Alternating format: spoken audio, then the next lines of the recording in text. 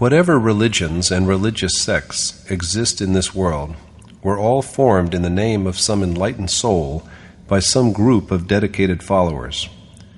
The secluded spots that the noble sage had chosen for his meditation in the later years have now become pilgrimage centers, ashrams, monasteries, temples, and churches, where, in the name of those sages, and for earning their living, people engage themselves in various functions and practices ranging from simple livelihood to extreme luxury.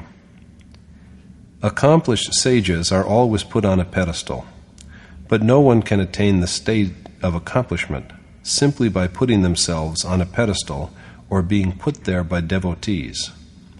That is the reason that Dharma has always been the field of an authentically realized sage, a true accomplished teacher.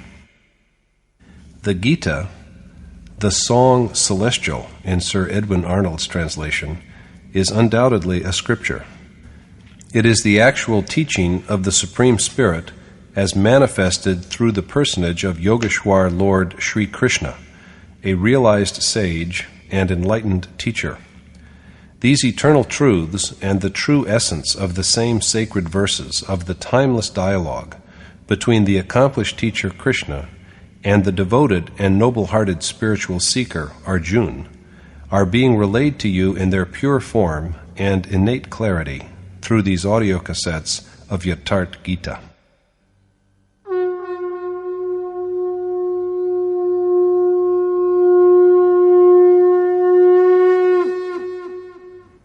Om Shri Paramatmane Namaha. Yatharth Gita, Srimad Bhagavad Gita. Chapter 10. An Account of God's Glory.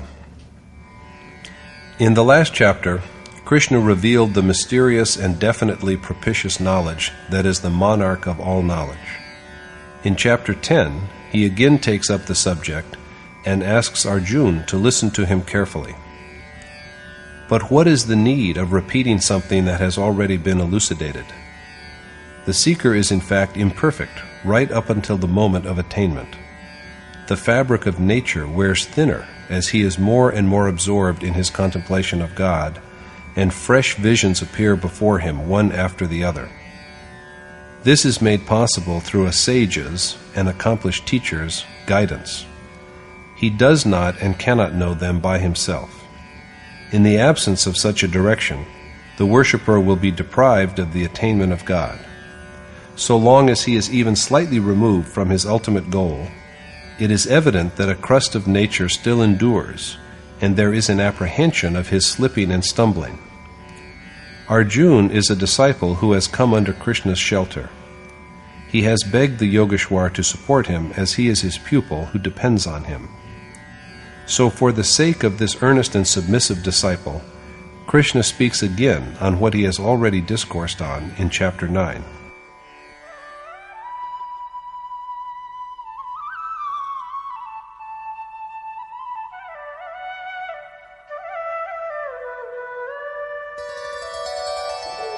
Bhuya eva mahabaho shrinu me paramam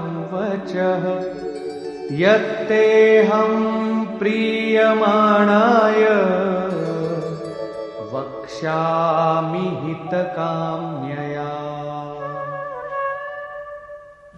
The Lord said, "Listen again, O the mighty-armed Arjuna, to the mystic and compelling words I am about to speak because of my concern for the good of a beloved pupil.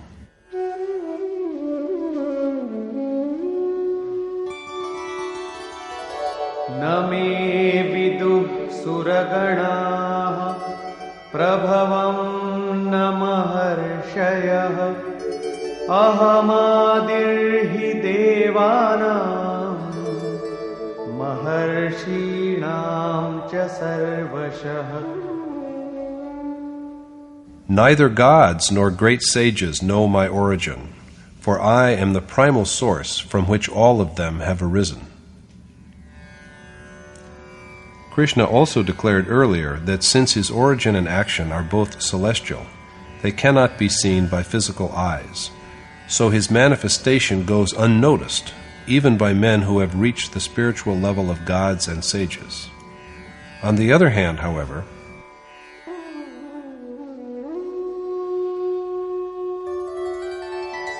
Yo mamajamanadim Vetti lokamaheshwaram asammudha samartyeshu sarvapapai pramuchyate. The wise man among mortals, who knows my reality as the birthless, eternal, and supreme God of the entire world, is freed from all sins.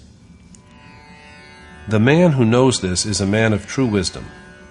In other words, a clear awareness of the omnipresent, eternal God is the knowledge that liberates one from sin and rebirth. This achievement also is a gift from Krishna.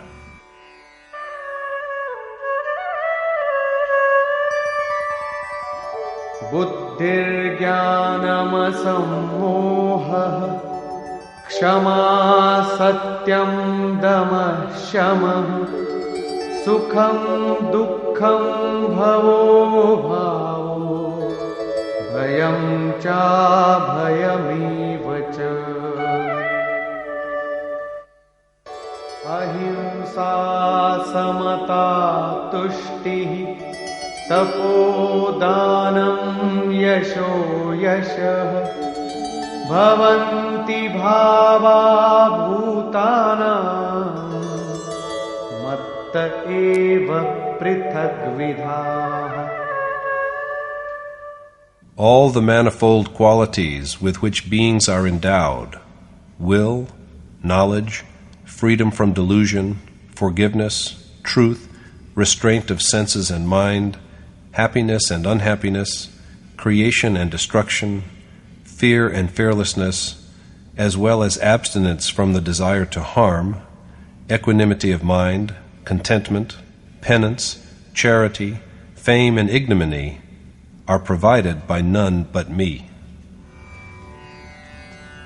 Firmness of purpose, knowledge, dedication to the goal, suppression of the mind and senses, inner happiness, the pains of the spiritual way, awakening of God within the self, total dissolution at the moment of realization, fear of the disciplining power of God, fearlessness of nature, conduct that does not degrade, equanimity in which there are no conflicts, contentment, penance in keeping with the needs of the goal, self-abnegation, and putting up equally with both honor and humiliation on God's way. All these propensities are of Krishna's making. These are the qualities that characterize the way of divine contemplation. In their absence, there remains only the ill-gotten horde of devilish instincts.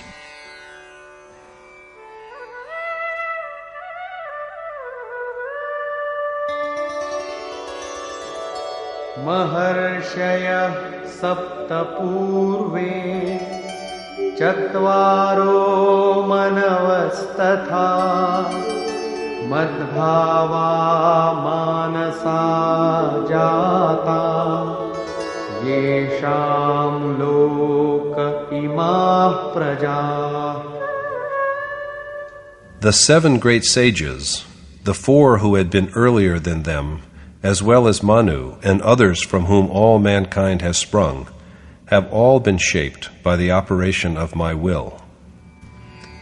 The 7 great sages, or rather the 7 successive stages of yoga, virtuous aspiration, discrimination, refinement of spirit, inclination to truth, disinterestedness, advancement on the spiritual path towards union with God, and along with them, the molding of the 4 faculties of mind, intellect, thought, and ego, in accordance with the demands of yoga, are all creations of Krishna's will.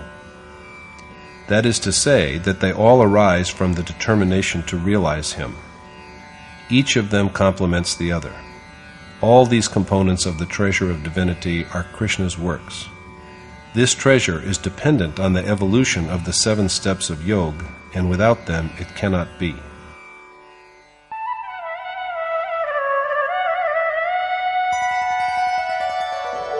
एतां विभूतिं योगं च मम यो वेत्ति तत्त्वतः सोऽविकम्पेन योगेन युज्यते नात्र संशयः. The one who knows the reality of my exalted magnificence and the might of my yoga doubtless partakes of my nature by becoming one with me through meditation. The man who learns of the excellence of yoga and the glories of Krishna by direct perception is united with him and abides in him. There is not even the least doubt about this. The steady, untrembling flame of a lamp where there is no wind is an apt illustration of the subdued mind of a yogi. Avikampan in the verse refers to such an analogy.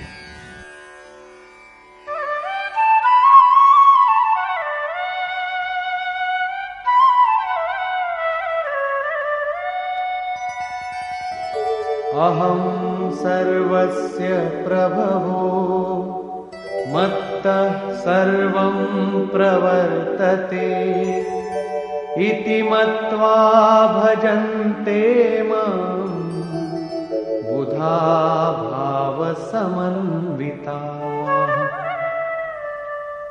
Aware of the reality that I am the source of all creation, as also the motive that stirs it to effort, and possessed of faith and devotion, wise men remember and worship only me. It is at Krishna's behest that the entire world is spurred to action. This implies that he is also the doer of whatever yogi do in keeping with his nature. All the yogi's endeavors are thus only blessings from him. How it is so has been illuminated earlier, and now Krishna dwells upon how yogi constantly adore him.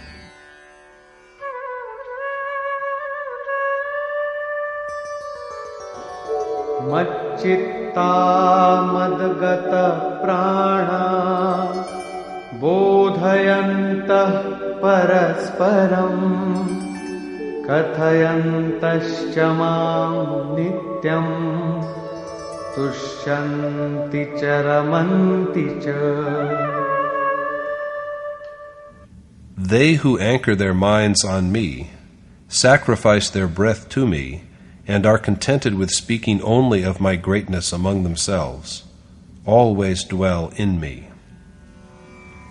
Men who devote their minds to Krishna alone, without thinking of anything other than him, and who dedicate themselves to him heart and soul, are always conscious of his ways. They are happy singing hymns of praise of his glories, and always abide in him.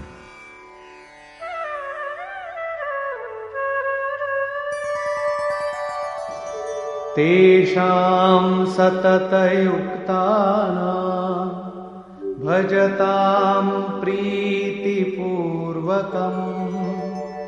ददामि बुद्धियोगं तं येन मामुपयान्ति ते.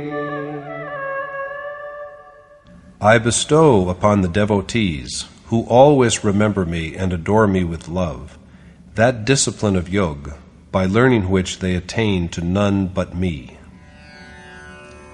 So the awakening of yoga in worshippers is also a gift from God. It depends upon his assuming the role of a charioteer. The following verse points to the way by which a sage and noble teacher like Krishna blesses his devotee with the knowledge that initiates him into yoga. तेषामेवानुकम्पार्थम्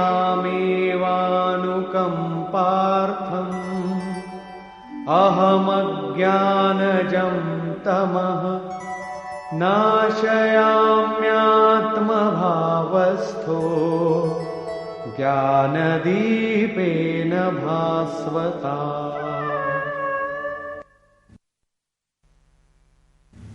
To extend my grace to them, I dwell in their innermost being, and dispel the gloom of ignorance by the radiance of knowledge. Krishna stands inseparably by the worshipper's self as a charioteer to destroy spiritual ignorance. Worship does not really commence until, through a sage who has known God, the Supreme Spirit Himself has come awake in the worshipper's soul and taken upon Himself the task of guidance from one instant to another, as also of restraining and disciplining him, and escorting him safely across the incongruities of nature. At this stage, God begins to command from all sides, but at the beginning, it is through an accomplished sage that He speaks. If a seeker is not fortunate enough to have such a sage as a teacher, God's voice is only faintly audible to him. The charioteer, whether he is the worshipped deity or a teacher preceptor or God Himself, is the same. When the charioteer has awakened in the worshipper's self, his dictates are received in 4 ways. At first, there is the experience that is related to gross breath, of the infusion into it of a thought that was earlier not in it. When a worshipper sits in meditation, he is confronted with a number of questions. When is his mind going to be truly absorbed? To what extent is it already absorbed? When does his mind desire to escape from nature, and when has it strayed from the path? The answers to these questions are signaled every moment by the adored God through physical reflexes. Twitching of limbs is an experience related to breath, and it appears simultaneously at more than one point, even within a moment. If the mind has deviated, these signals are transmitted minute after minute. But these signals are received only if the devotee holds on to the form of the worshipped godlike teacher with undeviating firmness. Reflex actions, such as twitching of limbs, are a much too frequent experience of ordinary beings because of the clash between their contradictory impulses. But these have nothing to do whatsoever with the signs that are transmitted to worshippers who are wholly dedicated to the sublime object of their worship. The other experience is connected with the awakening of breath in dreams. Ordinary men dream according to their desires, but when a worshipper cleaves to God, even dreams are transformed into divine instructions. Rather than dreaming, yogi perceive the act of becoming. These 2 experiences are both preliminary. Association with a sage who has known reality, having faith in him, and rendering him even a token service, suffice to bring about these experiences. But the 2 subsequent experiences of a worshipper are more subtle and dynamic, and they can be had only through active practice, only by really walking along the path. The 3rd experience is that of awakening into profound sleep. All of us in the world, after all, as it were, lie immersed in slumber. We are but lying in a state of insensibility in the dark night of ignorance, and whatever we do, day and night, is but a dream. Profound sleep here refers to the condition that follows after the stage when the memory of God flows through the worshipper so very like a perennial stream that his vision of God is permanently fixed in the mind. This is that serene and blessed mood in which the worshipper is led gently on by his affections, and in which, while the physical breath is suspended, and he is laid asleep in body, he becomes what is called a living soul. This is the state of harmony and of deep joy in which the worshipper is blessed with an insight into the very life of things. In such a condition, the worshipped God transmits yet another signal, which manifests itself in the form of an image that is in consonance with the yogi's prevailing mood and provides the correct direction, thus acquainting him with the past and the present. My revered teacher would quite often tell us that even like the surgeon who first renders a patient unconscious and then cures him by the application of a suitable remedy, God, when the flame of worship is strong and steady, imbues the devotee with awareness of the state of his faith and worship to cure his spiritual sickness. The 4th and final experience is of the spiritual awakening that leads to evenness of breath. This is the state in which the worshipper is on par with that God whose thought he has fixed his mind on as on a tangible object. This realization arises from within the self, and once this awakening has taken place, at every moment, while sitting idly or up and active, the worshipper previsions occurrences that shall be, and thus gains omniscience. This is the state also in which there arises a sense of oneness with the embodied self. This final experience is generated when the darkness of ignorance is dissipated by the light of knowledge through the agency of a timeless and unmanifest sage who has awakened in his soul. Arjuna then speaks to Krishna.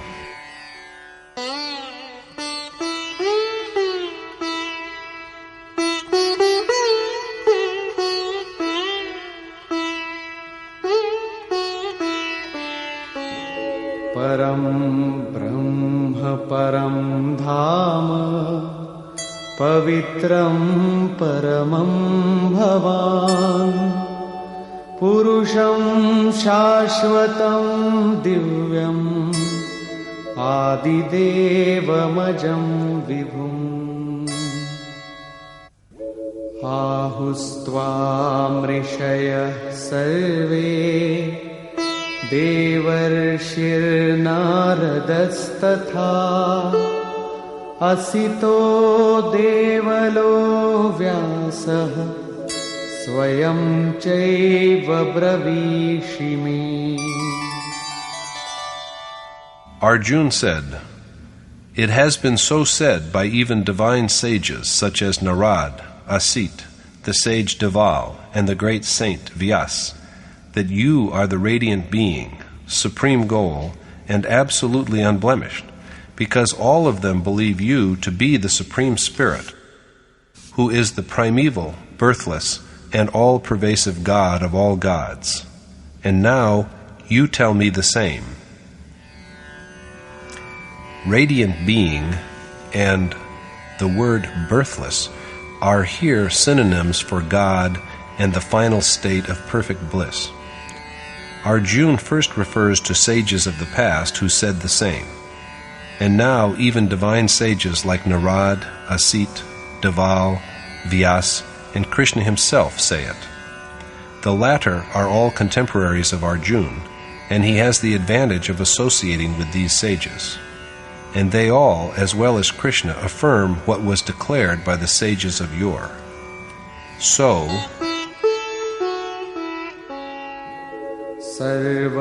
सर्वमेतद्रितं मन्ये यन्मां वदसि केशव न हि ते भगवन् व्यक्तिं विदुर्देवान् दानवाः. I believe, O Keshav, all that you have told me to be true, and, O Lord Krishna, that it is known to neither demons nor gods. And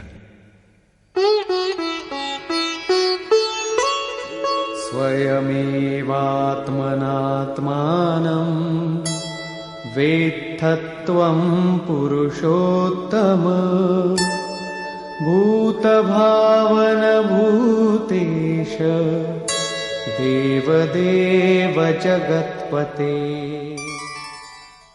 O Supreme Lord, O Creator and God of all beings, O God of gods and Master of the worlds, I believe that this is known to you alone.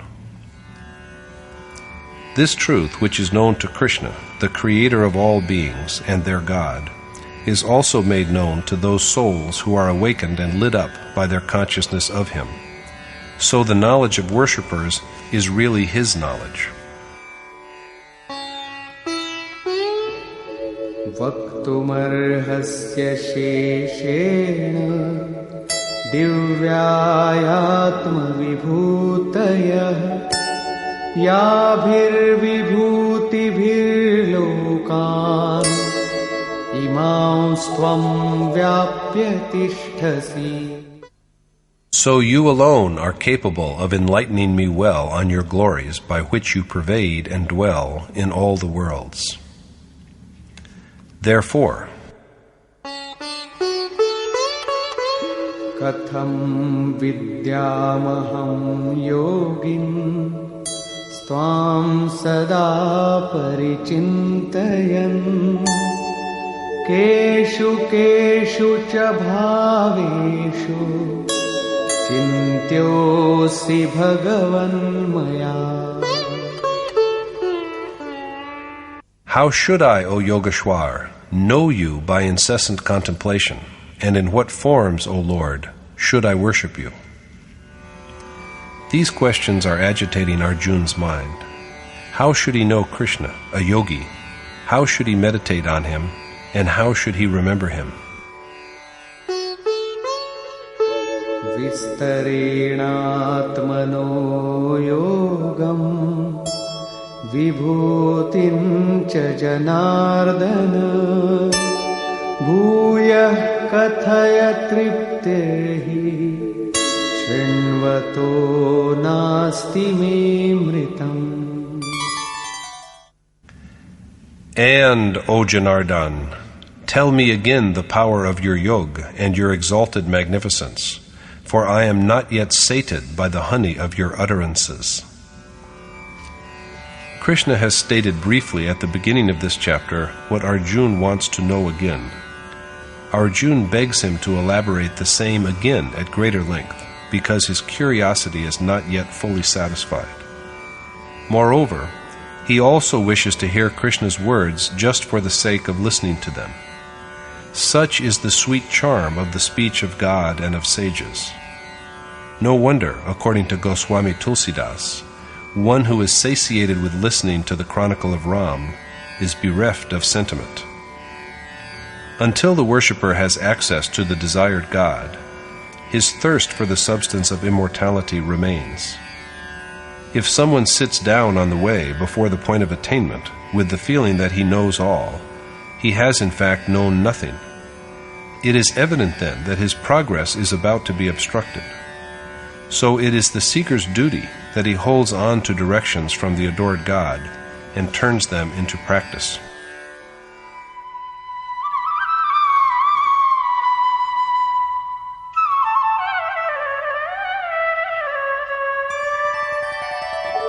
Hantate kathayishyami Divyāyātma vibhūtayah Pradhanyatah kuru shrestha Nastyanto vistarasya me.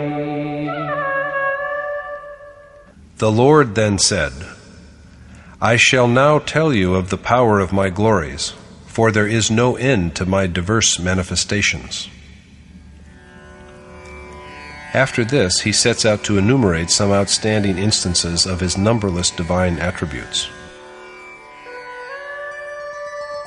Ahamatma gudakesha sarvabhutashaya sthitah Ahamadishcha madhyancha bhutanamanta evacha.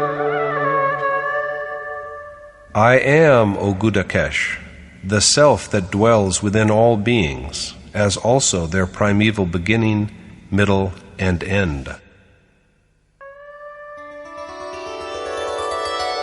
Adityanamaham Vishnu Jyotisham Raviramshuman Marichir Marutam Asmi Nakshatranamaham Shashi. I am Vishnu among the 12 sons of Aditi, the sun among lights, the god Marishi among winds, and the sovereign moon among planets. Aditya and the other celestial beings referred to in the verse were taken as symbols of certain inner attitudes in the time of Krishna. They are all dwellers in the sphere of the heart. वेदानां सामवेदोऽस्मि देवानामस्मि वासवः इन्द्रियाणां मनश्चास्मि भूतानामस्मि चेतना.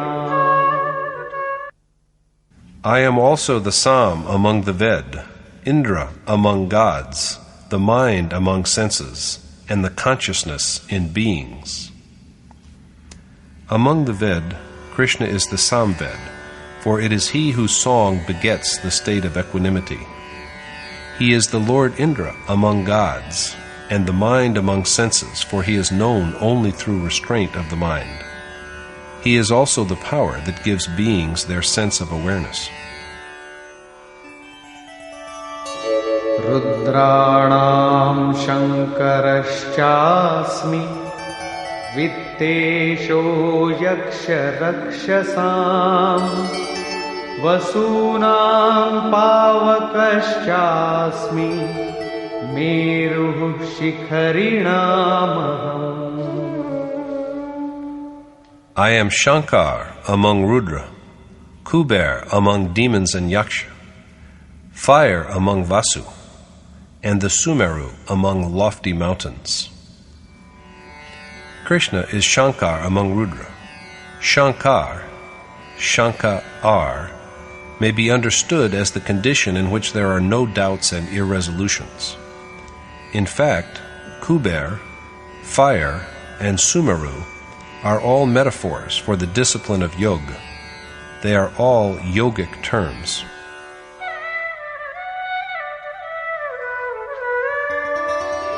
Purodhasancha mukhyam ma Viddhi partha brihaspatim Senaninamaham skandah Sarasamasmi sagarah.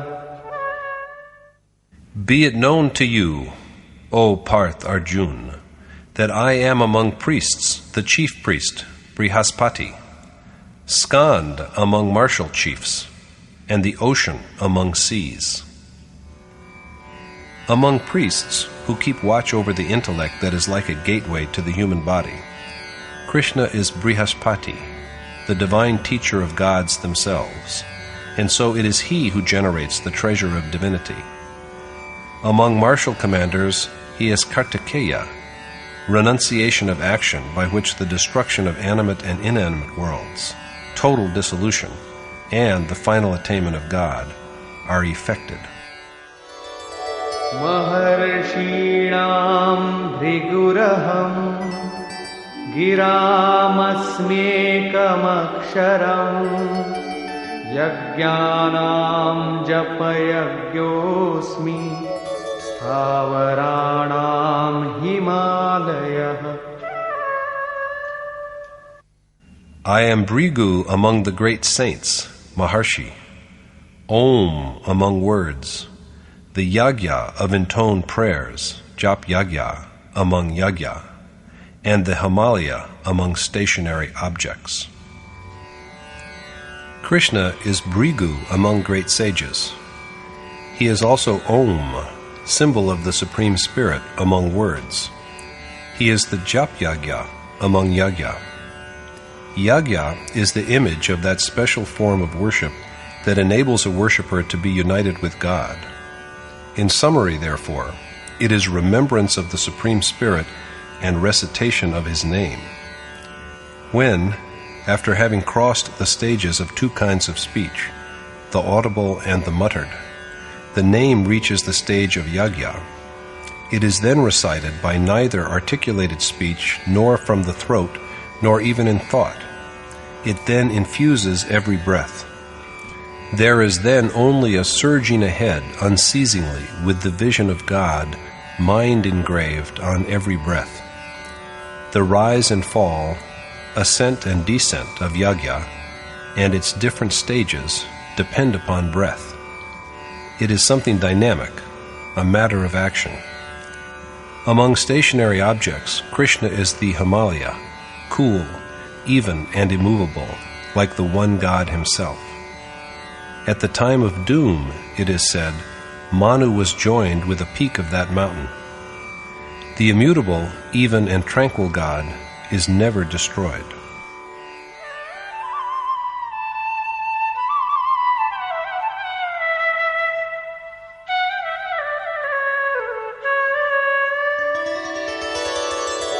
अश्वत्थः सर्ववृक्षाणां देवर्षीणां च नारदः गन्धर्वाणां चित्ररथः सिद्धानां कपिलो मुनिः.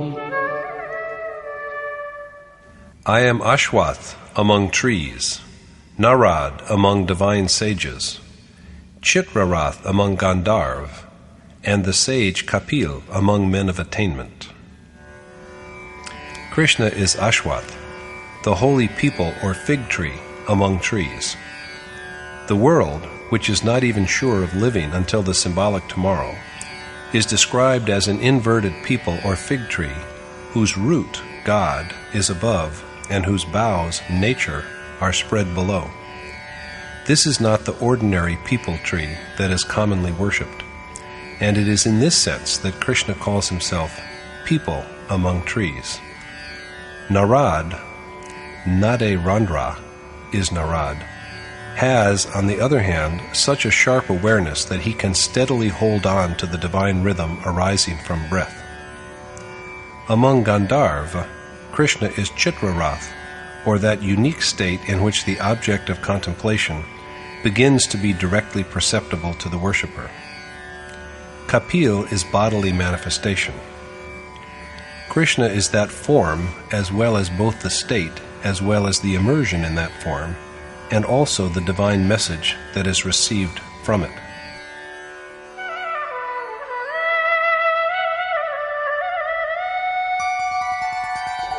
उच्चैः श्रवसमश्वानां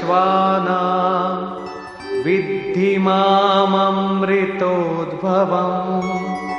ऐरावतं गजेन्द्राणां नराणां च नराधिपम्. Know also that I am the nectar-born Uchashrav among horses, Airawat among pachyderms, and king among men. Every object in the world is perishable, and the self alone is indestructible.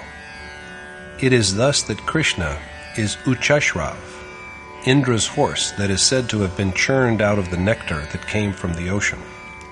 A horse is a symbol of regulated motion. Krishna is the motion of the mind in its quest for the reality of the self. He is also king among men. A great soul is in fact a king, because he wants for nothing.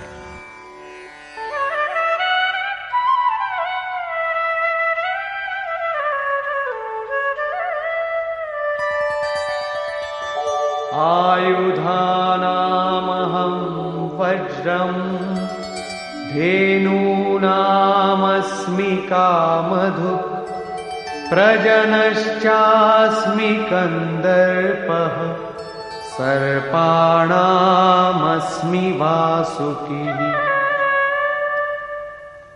I am Vajra among weapons, Kamdanu among cows, Kamdev for procreation, and Vasuki, the king of snakes. Krishna is the most formidable among weapons. Among cows he is Kamdenhu. Kamdenhu is not a cow which serves appetizing delicacies in place of milk. Among sages it was Vashist who had Kamdenu. Symbolically, the word cow stands for the senses. Restraint of the senses is an attribute of the seeker who has learnt to grasp the object of his worship. When he succeeds in molding his senses in tune with God, his senses themselves become a, quote, kamdenhu for him. With this, he attains to the stage when the attainment of God is by no means beyond reach. A seeker at this level finds nothing beyond his grasp. Krishna is also Kamdev for reproduction. However, The birth he effects is not the physical birth of a male or female child. Such procreation, by both animate and inanimate beings, goes on day and night. Even rats and ants reproduce themselves. But the generation of new life by Krishna is the generation of new situations, change from one circumstance to another, by which the inner propensities themselves are changed. Among snakes, Krishna is Vasuki, the celebrated king of snakes who is said to be a son of Kashyap.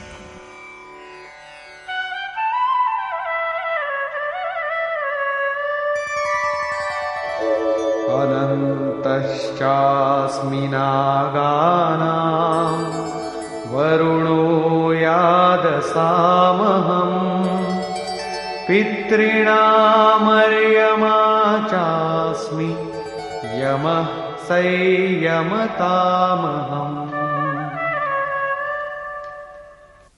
I am Sheshnag among the Nag, snakes, the god Varun among beings of water, are Yama among ancestors, and Yamraj among rulers. Krishna is the infinite, or Sheshnag. Sheshnag is in fact not a snake. There is a description of its form in the composition called Srimad Bhagavat, which is contemporaneous with the Gita.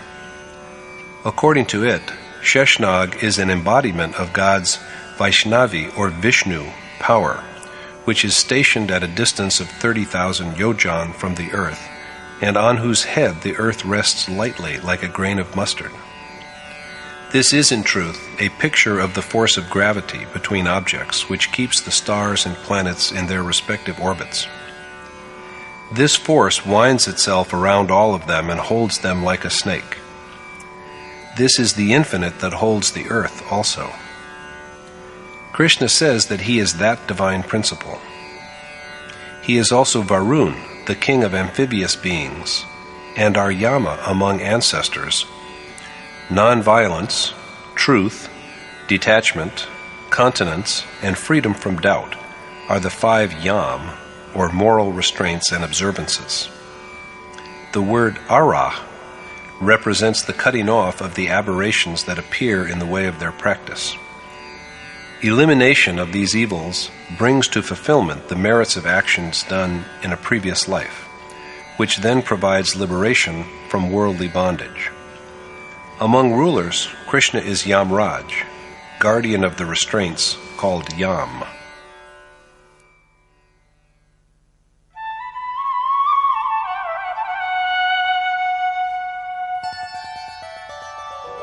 Pralhadaschasmi daityana kalah kalayatamaham mriganancha mrigendroham vainateyascha pakshinam.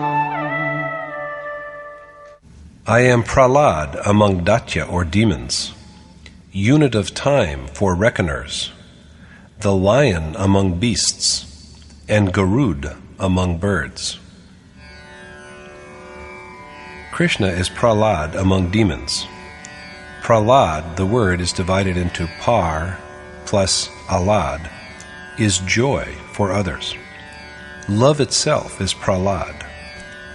Attraction to God and the impatience to be one with Him while one is yet dwelling with demoniacal instincts is a process that ultimately leads to perception. Krishna is the joyous love of this union. He is also time among those who are given to counting its units. This reckoning is really not of numbers and of divisions of time.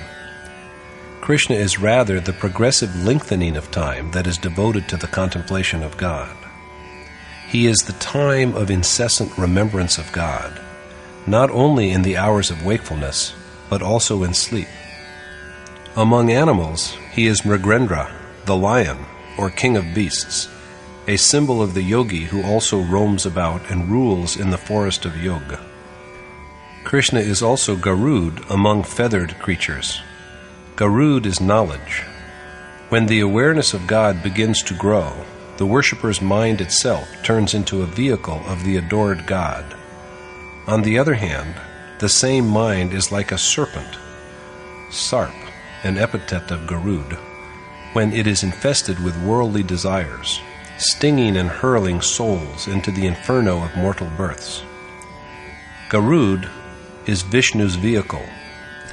When it is blessed with knowledge, the mind also turns into a vehicle on which is born the unmanifest spirit that permeates every atom of the universe.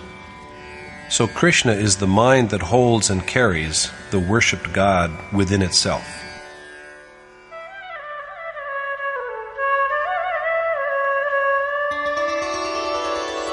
Pavanah pavatāmasmi Rāmah shastrabhitāmaham Jhashanam makaraschasmi Srotasamasmi Jahnavi.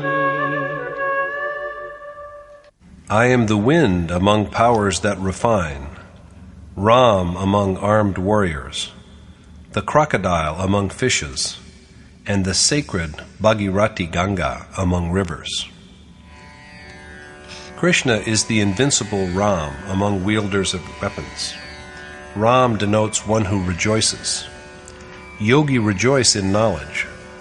The signals received from the God they worship are their sole pleasure. Ram symbolizes that direct perception, and Krishna is that awareness. He is also the mighty crocodile among amphibian beings and the most sacred Ganga among rivers.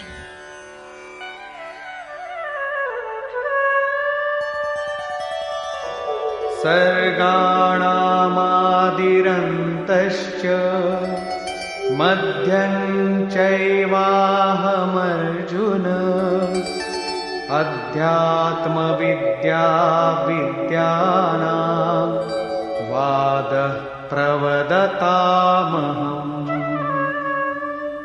I am, O Arjun, the beginning and end, and also the middle of created beings, the mystic knowledge of self among sciences, and the final arbiter among disputants. Among branches of learning, Krishna is knowledge of the Supreme Spirit, as well as of the relation between the Supreme and the individual soul. He is the knowledge that leads to the sovereignty of the Self. Dominated by Maya, the vast majority are driven by passion, malice, time, action, disposition, and the three properties of nature. Krishna is the knowledge that takes one from this slavery of the material world into the state in which the self is in supreme command. This is the knowledge that is called Adhyatam. He is also the final verdict that resolves all disputes on the Supreme Spirit. What comes beyond this is, it is needless to say, beyond arbitration.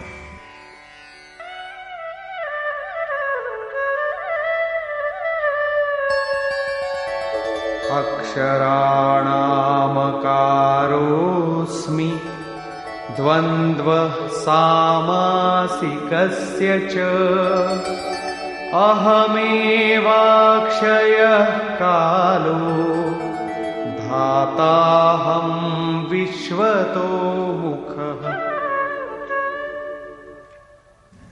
I am the vowel akar among the letters of the alphabet, dvandva among compounds, the eternal Mahakal amidst mutable time, and also the God who holds and sustains all. Besides being the first sound of the sacred Om, Krishna is also the imperishable, immutable time. Time is always changing, but he is that state, that time, which takes one to the eternal God. He is also the omnipresent Spirit, Virat Swarup, who pervades and sustains all.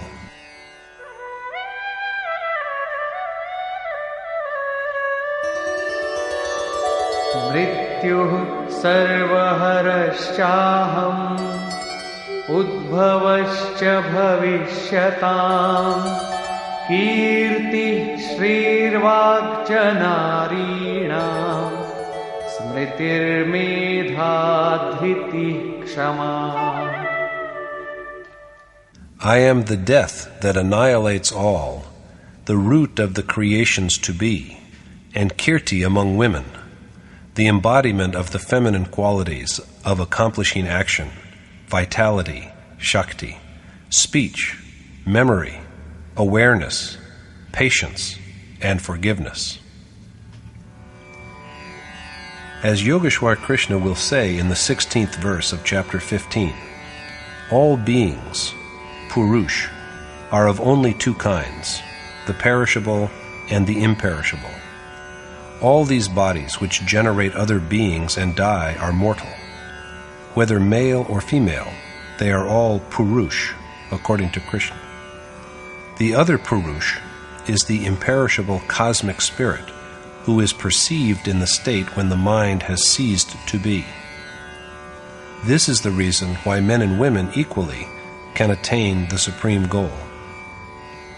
The qualities of vitality, memory, awareness, and so on, pointed out in this 34th verse, are all feminine in principle. Does it mean that men have no need of these qualities? In truth, the animating principle of the heart's sphere is a feminine principle. The qualities enumerated in the verse need to be inculcated in all hearts, of men as much as of women.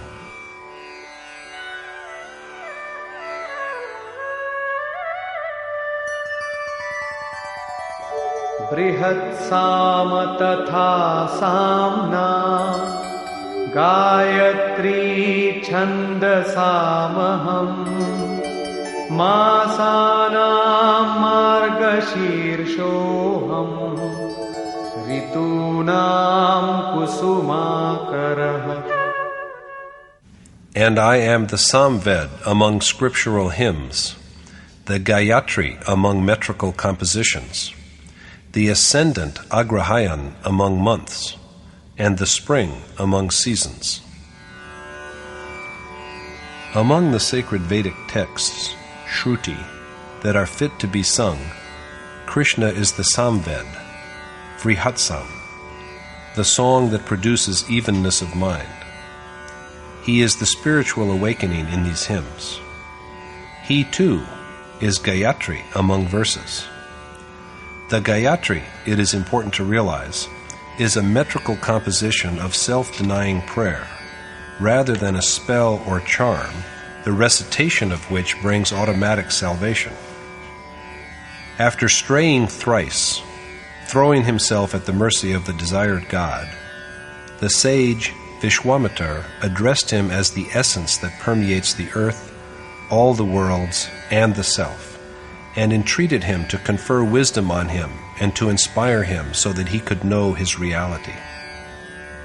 So, as it may be seen, Gayatri is a prayer. The worshipper is not able to resolve his doubts by his own intelligence. He does not know when he is right or in error.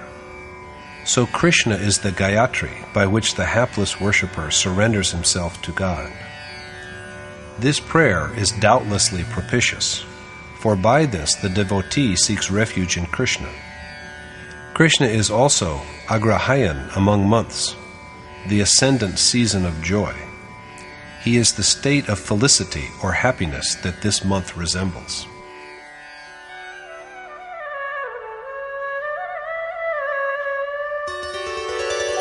द्यूतं छलयतामस्मि तेजस्तेजस्विनामहम् जयोऽस्मि व्यवसायोऽस्मि सत्वं सत्त्ववतामहम्. I am the deceit of cheating gamblers, the glory of renowned men, the victory of conquerors, the determination of the resolved, and the virtue of the pious.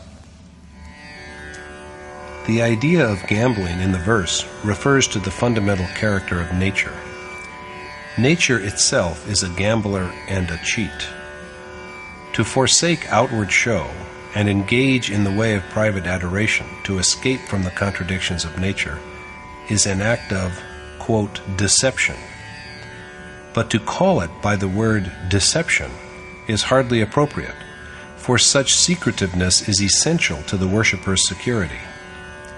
It is required that the worshipper, although in possession of a heart that is lit up with knowledge, appear outwardly ignorant like a benumbed Bharat, like one who is insane, blind, deaf, and dumb. Although he sees, he should show as if he knows nothing. Although he hears, it should appear that he has heard nothing. The canon of worship is that it should be private and secret. Only then can he win in the gamble of nature. Krishna is the victory of winners and the resolution of men of enterprise. This was also said in the 41st verse of chapter 2. The determination required for yoga, its wisdom, and also the magnificence and enlightenment of virtuous men.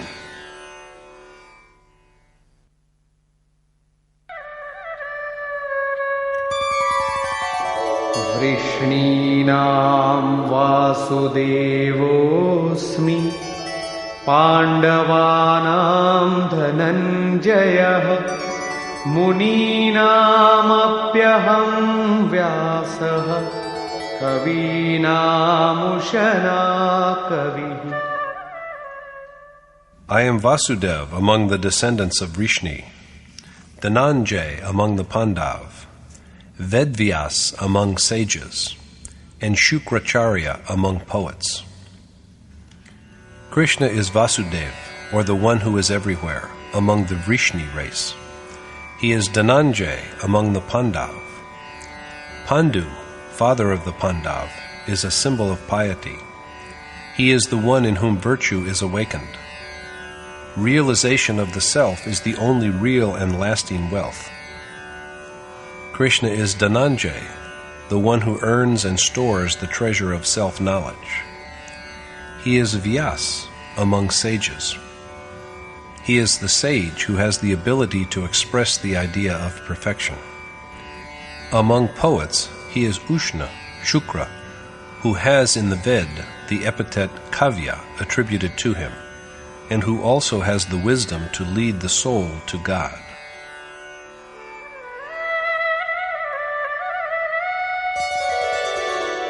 दण्डोदमयतामस्मि नीतिरस्मि जिगीषताम् मौनं चैवास्मि गुह्यानां ज्ञानं ज्ञानवतामहम्.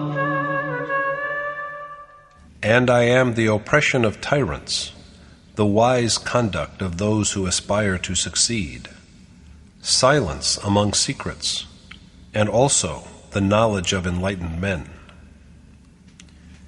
Krishna is all these.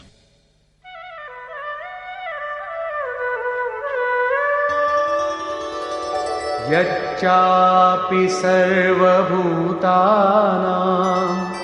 बीजं तदहमर्जुन न तदस्ति विना यत्स्यामि मया भूतं चराचरम्.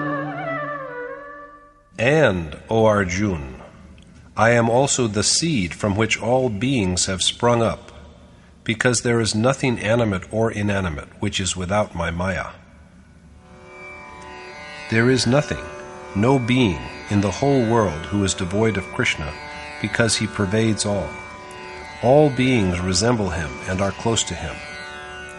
He further adds,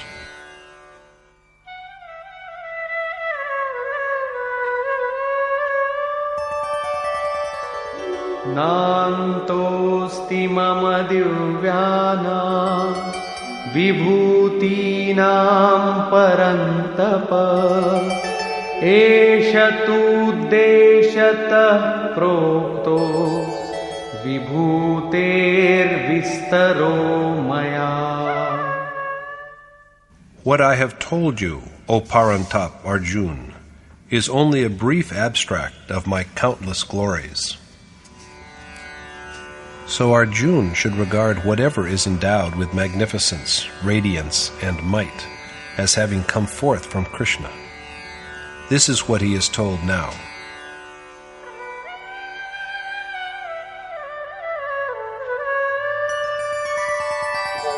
यद्यद्विभूतिमत्सत्त्वम् श्रीमदूर्जितमेव वा तत्तदेवावगच्छत्वम् मम तेजोंशसम्भवम्. Know that whatever is possessed of glory, beauty, and strength has arisen from my own splendor. Krishna concludes his revelation of the Omnipresent thus.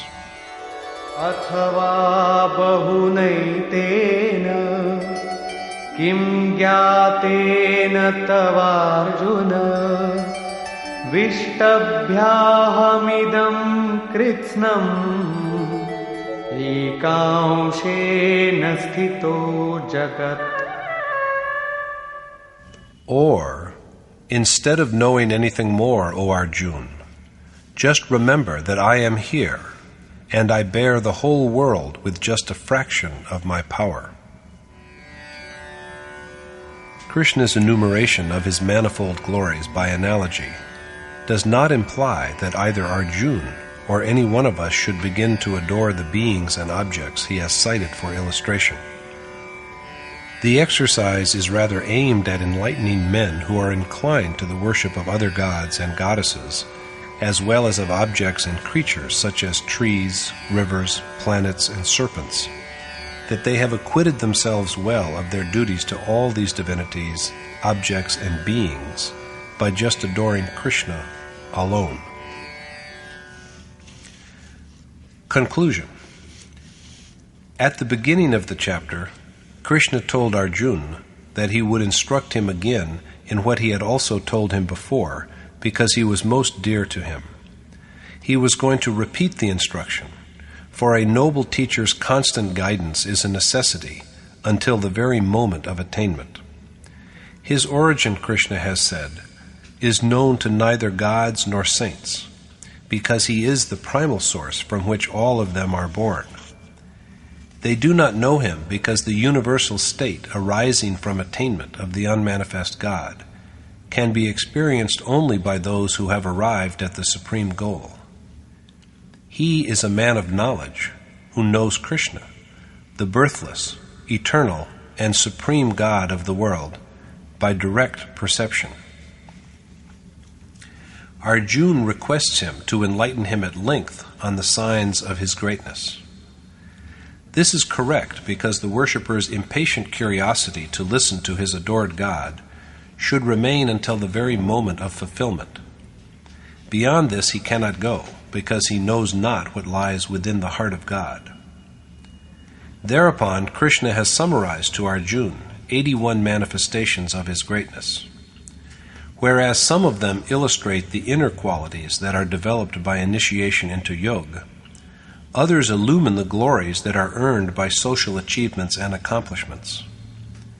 At the end, after all this, Krishna tells Arjuna that instead of knowing about him in detail, he should just remember that whatever in the three worlds is endowed with magnificence and beauty has arisen from his own radiant power.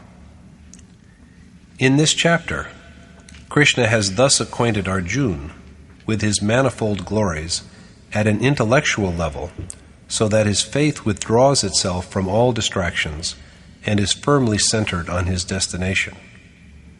But even after listening to everything and comprehending them with much splitting of hairs, the essence of Krishna yet remains to be known, for the path leading to him is dynamic and can be trodden only by really embarking on action. Thus concludes the 10th chapter in the Upanishad of the Srimad Bhagavad Gita on the knowledge of the Supreme Spirit, the discipline of yoga, and the dialogue between Krishna and Arjuna, entitled Vibhuti Varnan, or An Account of God's Glory. Thus concludes Swami Adgadanand's exposition of the 10th chapter of the Srimad Bhagavad Gita in Yatharth Gita. Hari Om Tat Sat.